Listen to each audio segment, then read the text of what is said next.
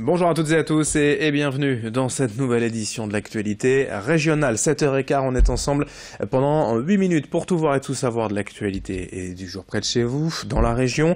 On a d'abord vos prévisions météo à vous livrer. Notez la baisse des températures aujourd'hui, avant toute chose. 2 ou 3 degrés relevés ce matin dans la métropole lilloise, un tout petit peu plus près des côtes. Et dans la journée, le thermomètre indiquera au mieux 4 degrés à Lille, 5 à Dunkerque ou à Boulogne.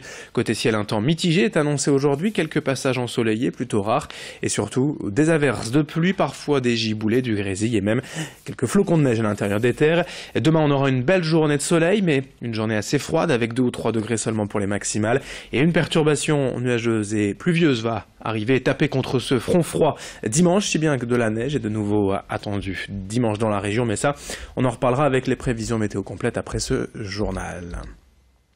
D'abord une première image sur le littoral à Dunkerque. Le maire et président de la CUD, communauté urbaine de Dunkerque, Patrice Vergrit, a écrit au Premier ministre et Édouard Philippe cette semaine pour dénoncer la disparition de la dotation compensatoire à la taxe professionnelle, un impôt supprimé par Nicolas Sarkozy et qui avait alors, comme Emmanuel Macron aujourd'hui pour la taxe d'habitation, promis de verser une dotation aux collectivités pour compenser la baisse de budget induite. Or pour Patrice Vergrit, dans les territoires industrialisés de la région, comme ici Dunkerque, la réalité est tout autre. Et le manque à gagner est considérable. 9,2 millions d'euros de recettes en moins estimées pour l'année prochaine. En 2018, 65 millions d'euros au total depuis la suppression de la taxe. Le président de la CUD rappelle ainsi dans sa lettre que l'industrie dunkerquoise a contribué au développement national, notamment en accueillant des industries polluantes dont personne ne voulait. Et c'est le cas dans d'autres secteurs de la région, bien évidemment. Et que la CUD, le Dunkerquois subit aujourd'hui la crise sans compensation. On l'écoute au micro de Corentin Escaillé.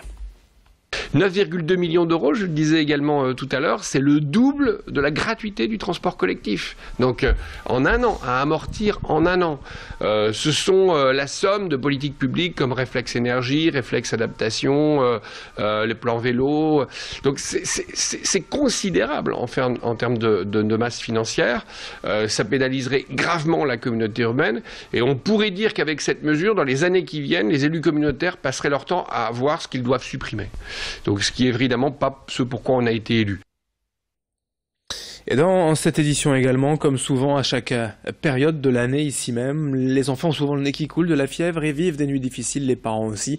C'est le retour en fait des infections dites automnales, hivernales. Le système immunitaire des petits n'est pas assez mature et reste sensible. Il faut être très vigilant, surtout avec les bébés de moins de 3 mois qui peuvent avoir du mal à téter en cas de gêne respiratoire. Pour les plus grands, il y a la rhinopharyngite, la bronchiolite, l'otite, la gastroentérite et même la grippe. La vaccination permet peut-être d'éviter certaines maladies, mais pour d'autres, il faut tout simplement fuir les microbes en se lavant les mains régulièrement. En cas de symptômes, il faut surtout ne pas hésiter à consulter un médecin. Écoutez donc les conseils de ce pédiatre, le docteur Réquillard, rencontré pour nous par Céline Huret. Il y a un ensemble de facteurs, bien sûr, il y a la météo, donc les virus, comment se protéger des virus quand on est entouré de gens malades. Bon, effectivement, il y a aussi les crèches, qui sont peut-être des endroits où les virus circulent plus, mais tout le monde est plus ou moins touché par ces petites maladies, donc il faut avoir de bonnes règles d'hygiène, se laver les mains, utiliser les solutés hydroalcooliques. Ça fait partie, c'est la première barrière contre les virus. Après, c'est tout, on attrape ces maladies, mais il faut bien en faire un certain nombre dans ces 2 premières années pour que son immunité se fasse petit à petit. On continue de parler de santé, de médecine dans ce journal aussi, le travail de l'université de Lille contre le cancer de la prostate. Les équipes de chercheurs lillois viennent de recevoir une subvention de 50 000 € de la fondation ARC suite à leurs récentes avancées jugées encourageantes. Ils ont développé un anticorps capable de se fixer sur le canal responsable de l'absorption du calcium présent dans les cellules tumorales de la prostate. Le rôle de ce canal dans l'agressivité des tumeurs a été démontré. Le but est donc de développer une thérapie ciblée, ce qui n'a encore jamais été fait. Pour l'instant, les tests n'ont eu lieu qu'en laboratoire, mais cet argent pourrait permettre de passer à des essais in vivo sur des êtres vivants, puis un traitement expérimental sur l'homme. Et à terme, cet anticorps pourrait bien aider à la guérison d'autres cancers. Explication au micro d'Edil Gunaï.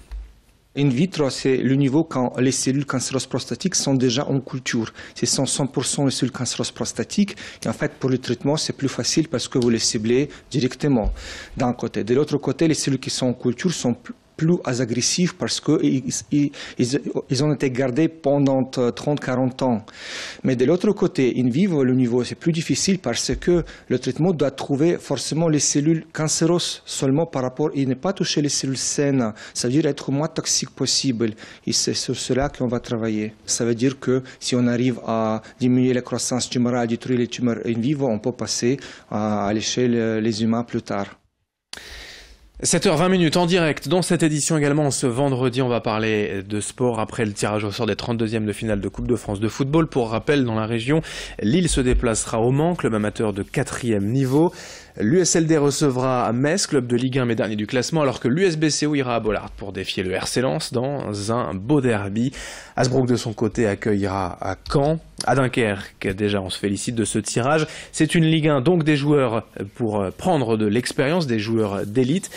C'est peut-être même une équipe prenable pour l'USLD, mais c'est actuellement dernier du classement. Pour Boulogne, le défi sera de taille aussi. Là encore, le club se réjouit de retrouver Bollaert, ce qui rappellera les heures glorieuses du club rouge et noir en Ligue 2 et en Ligue 1. Nos journalistes ont d'ailleurs rencontré l'entraîneur boulonnais. On l'écoute. Ce qui est sûr, c'est que c'est une belle affiche et que on sait qu'on va passer les fêtes avec l'envie de reprendre rapidement parce qu'il y aura cette échéance. Voilà, le seul petit regret, c'est qu'on aurait aimé recevoir. On s'est déplacé sur les 4 tours précédents. Boulogne-Lens à la Libé, je pense que ça aurait fait du bruit, mais voilà, on va découvrir. Enfin, pour ceux qui ne connaissent pas un super stade avec une très belle ambiance, et on a aussi la volonté de faire un coup parce c'est un très grand club, il n'y a qu'une division d'écart, donc et on sait qu'en Coupe de France il n'y a jamais de match perdu d'avance, donc on aura très envie d'aller faire un résultat là-bas, mais avant ça il faut déjà bien terminer l'année avec les 3 matchs de championnat. Alors à noter que ces 32e de finale de Coupe de France de football auront lieu les 6 et 7 janvier prochains. Avant cela, championnat de France de national. Ce soir, Dunkerque joue au Red Star et Boulogne à Pau. Match à 20h. En basket, ce soir 20h30, le BCM reçoit Villeurbanne à Sportica et demain 20h, le SSM joue à Limoges. En basket toujours, mais à Lille en Pro B, donc le LMBC accueille Nantes. Ce soir 20h au Palais Saint-Sauveur. En volleyball, le TLM Tourcoing accueille également Nantes. Ce soir 20h à la salle Léo Lagrange et puis l'affiche du week-end, peut-être, c'est pour le LOSC. En Ligue 1 de football, un déplacement périlleux, mais prestigieux au Parc des Princes à 17h. PSG Lille, demain en Ligue 1. 7h22 en direct. Dans un instant, vos prévisions en météo. Merci d'être avec nous. L'info continue ensemble dans un instant.